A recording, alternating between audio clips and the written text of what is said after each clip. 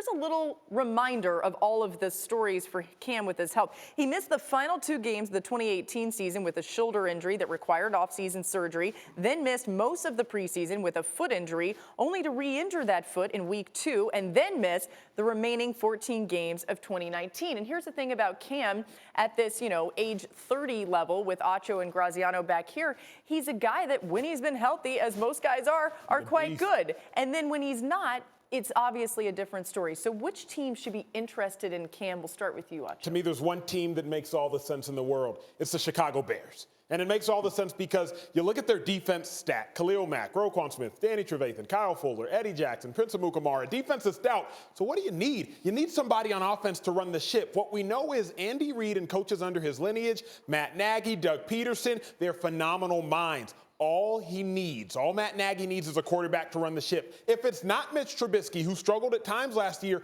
it's that man, Cam Newton. Now remember, Cam, when healthy, he is the most dominant person at that position physically. We need to see him healthy because, like Laura said, no touchdowns in his last 4 games, 0-8 as a starter in his last 8 games. But when he's great, he is a freakazoid. And Danny's under contract, so look, this would only be if the Carolina Panthers decide to move on from him. But what do you think happens here with Cam? Well, I think the key is if he's healthy. I mean, what David Tepper is saying is consistent with everything we've heard out of Carolina on this situation for months now. We will not have a decision on Cam Newton until and unless we see him healthy. Yeah. And if that decision is, well, we're going to try and trade him, other teams are going to want to know how healthy he is, right? He's coming back from a foot injury. This is a player, running has been a critical and essential part of his game. If he can't run anymore, then he's not the same quarterback. And while $19 million isn't that much for a starting quarterback, it's probably too much for an immobile Cam Newton, right, with his history of accuracy in terms of throwing the ball. So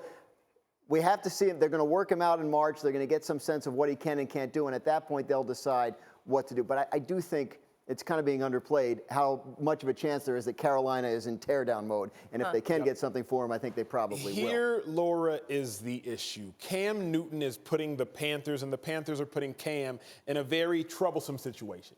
You can't necessarily depend on Cam to be healthy because he went into this past season healthy. Yeah. And by the middle of the season, it was like, uh-oh, we got to put him on IR. But Cam, he's really been disrespected to me because he is an NFL MVP just 4 or so years ago. Right. He is a player that, when healthy, is one of the best, and he's proven to be the best at that position. So the Panthers are in a bind right now because you can't just go all in on him. If you're another team and you convince yourself he is healthy, then it's worth taking a shot. Yeah. 1 year, $19 million. It's not going to break the bank. It's not going to lock you in too long. So, yeah, the upside is huge, but you have to see him run. You mentioned the potential Panthers teardown. They gave Matt Rule that 6-year contract. They brought in Joe Brady. Who knows what they could try to do at that quarterback position.